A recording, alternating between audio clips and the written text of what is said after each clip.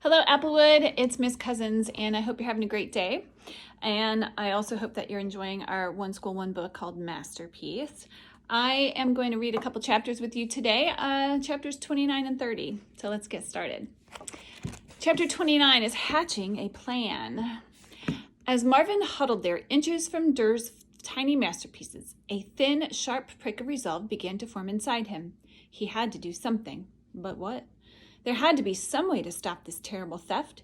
If only James was here. He needed his friend's help now more than ever.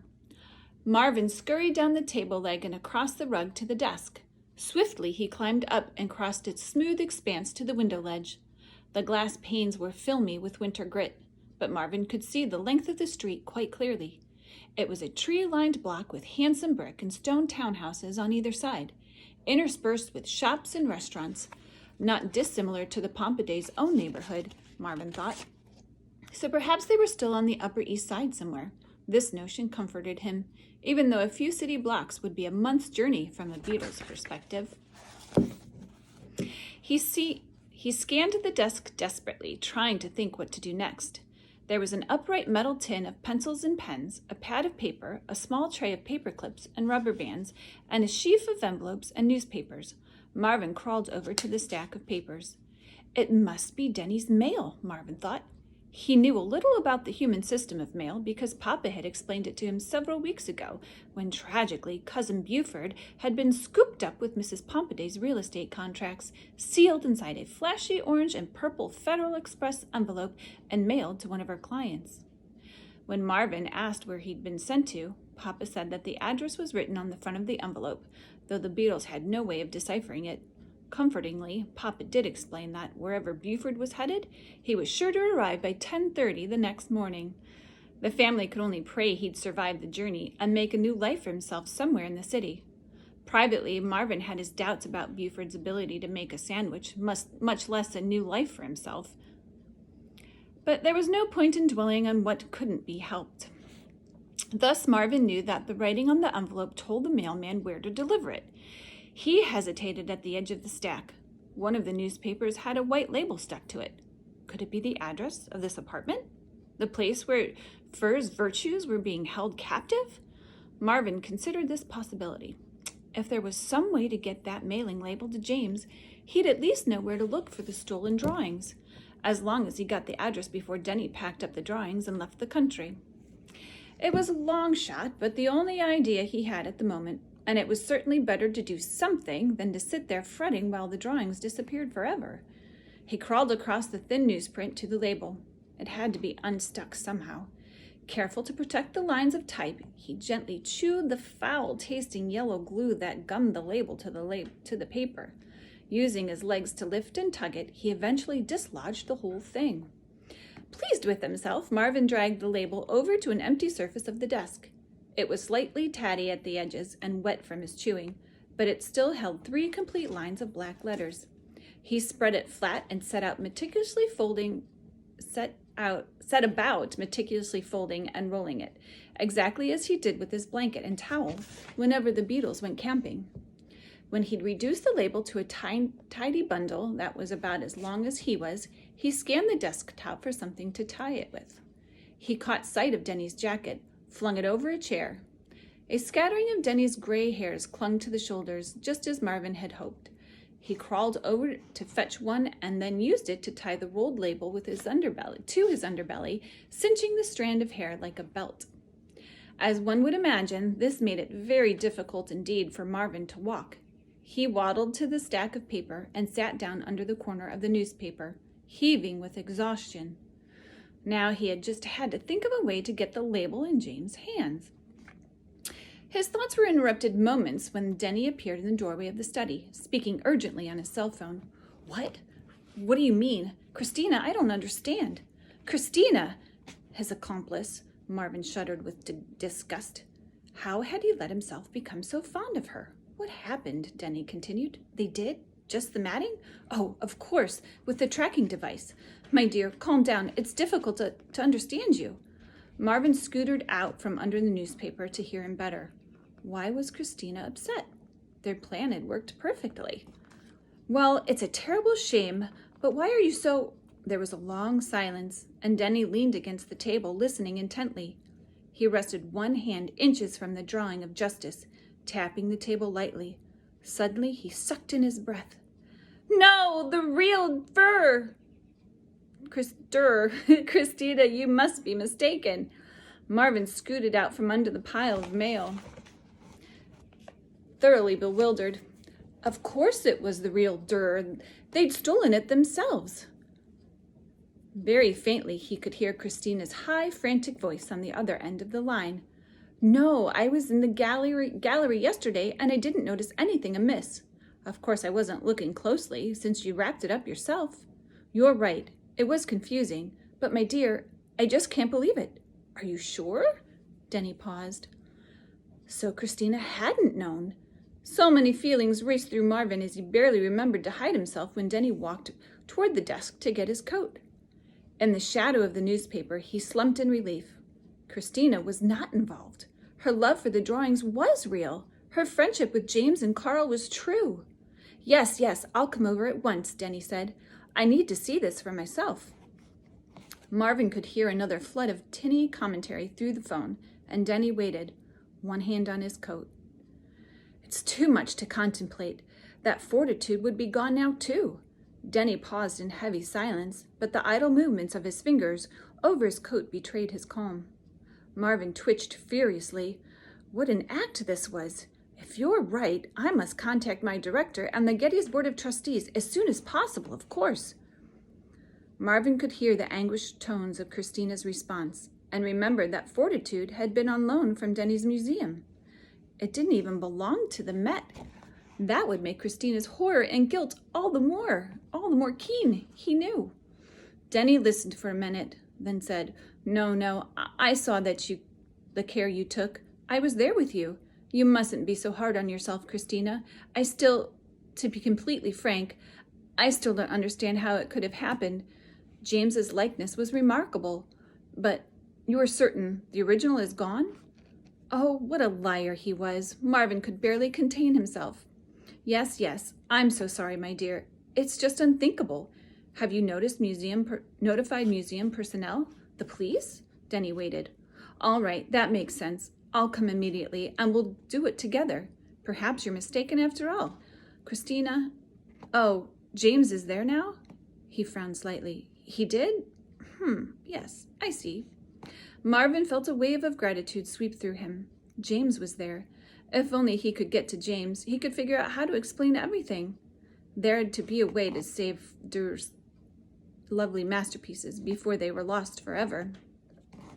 I'll meet you in your office in 20 minutes, Denny continued. We'll speak to your director together. He clicked off his phone and reached for his jacket. This was his chance, Marvin realized. As Denny gathered his coat from the chair, Marvin ran awkwardly to the edge of the desk, careful not to bump that rolled label that was affixed to his belly, and dove straight through the air toward one sleeve. His body was much heavier than usual, and he barely reached his target. Desperately pedaling his legs, he clutched the fabric just as Denny yanked the jacket over his shoulder. Denny turned to the table, smiling down at the drawing. And now, ladies, I can't very well leave you out in the open for anyone to see. He strode over to the study's closet and removed the briefcase and a fistful of packing materials. Very gently, with surgical precision, he set about wrapping the drawings in protective paper and laying them flat inside the briefcase. Small as they were, they fit quite easily. Then he clicked the briefcase shut and returned it to the closet. Marvin watched in silent dread. He could only pray that this was not the last view he'd have of justice, fortitude, prudence, and temperance. A minute later, he found himself clinging to the jacket sleeve as Denny hurried out the door to the Met. We'll find out in Chapter 30. Stay tuned. Hey Applewood, it's Miss Cousins again, ready to read Chapter 30 after I took a short little break. Except I'm not going to read it.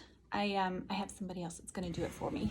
Hey everybody, my name is Zach Cousins. I'm Mrs. Cousins' son, and it looked like a lot of fun reading this book called Masterpiece, so I thought I'd hop in and read a chapter with you. Okay, so this is Chapter 30, With the Help of a Friend. After a brisk walk that seemed to cover 10 or 12 blocks, Marvin noted with relief that they were close enough to the museum not to need taxis or subways. Denny ran up the stairs of the Met and finally strode through the door of Christina's office. There, Marvin took in the dismal scene with one glance. James and Carl both looked stricken. Christina was sitting at the table, her blonde head bowed, her hands covering her face. Her glasses were strewn in front of her, and her cheeks were wet with tears. "My career is over," she said. "Over, and who will ever understand this? How could I have done such a terrible thing?" "Christina," Denny said soothingly, "let's be sure first. I've talked to you at least 6 times since the drawing left the museum, and up until now, everything was going as planned. I just can't believe you made a mistake." Marvin listened in disgust. How convincing Denny sounded in his concern. "Look at it," Christina said dully. As soon as Denny walked over to her, Marvin crawled down his sleeve to one of his pant legs, and from there to the floor. The bunched-up label made this journey quite arduous, but as soon as he was safely down, he scrambled beneath the table. Now the question was how to get James's attention. He could try crawling up to his wrist, as he'd done before, but everyone was so focused on the drawing he didn't know if James would even notice him. He crouched near the table leg, mulling over this new challenge. Above him, he could hear the tense conversation. "They looked the same," James was saying. "Nobody could tell them apart." Christina sighed. "That's why I wanted you to come. I was hoping you'd say I was wrong, but oh, just look at it. As soon as the FBI said they've retrieved the tracking device from a cab in the taxi yard, I had a sick feeling in my stomach.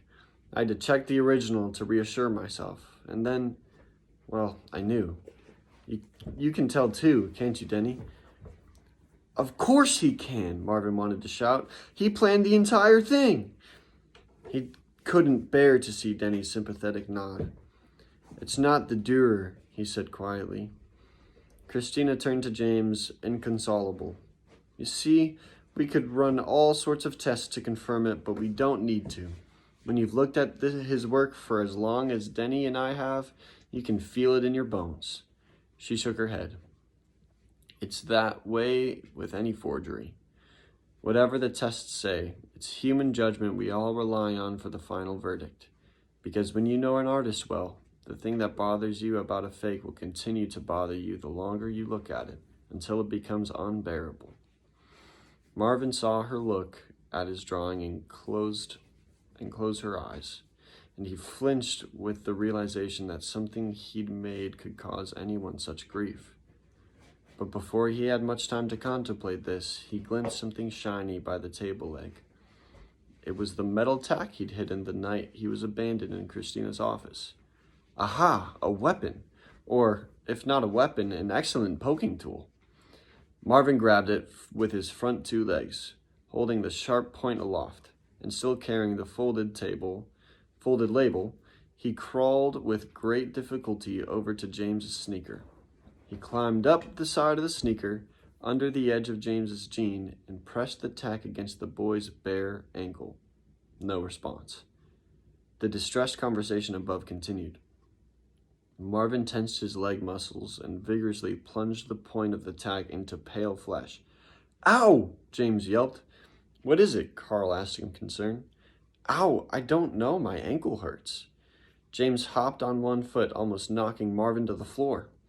He dropped to his knee and lifted his pant leg. "Did you twist it?"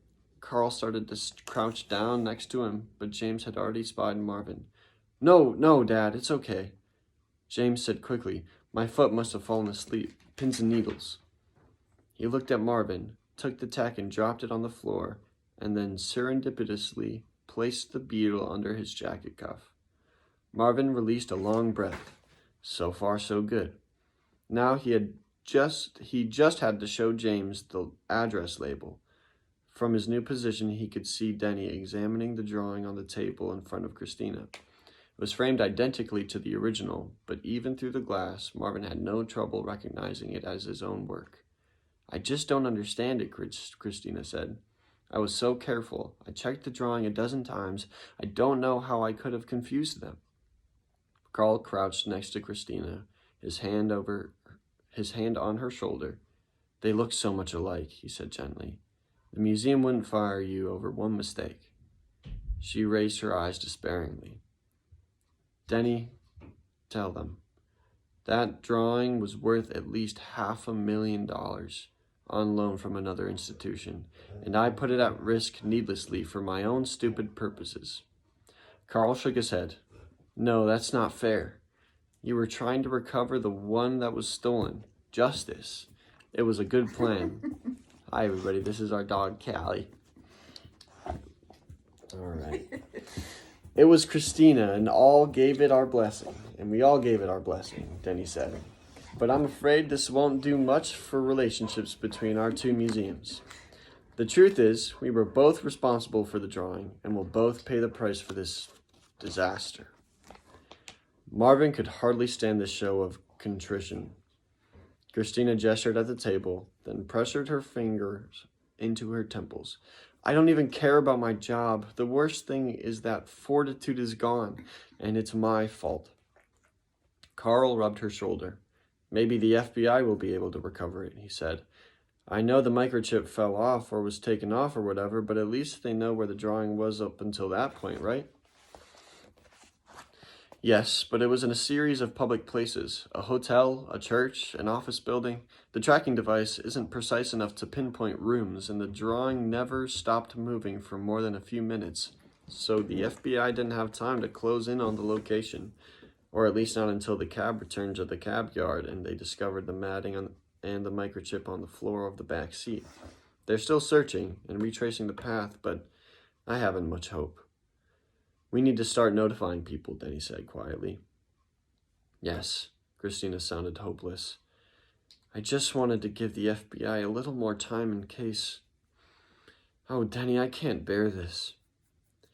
"I know, my dear. I'm so very, very sorry." This was too much for Marvin.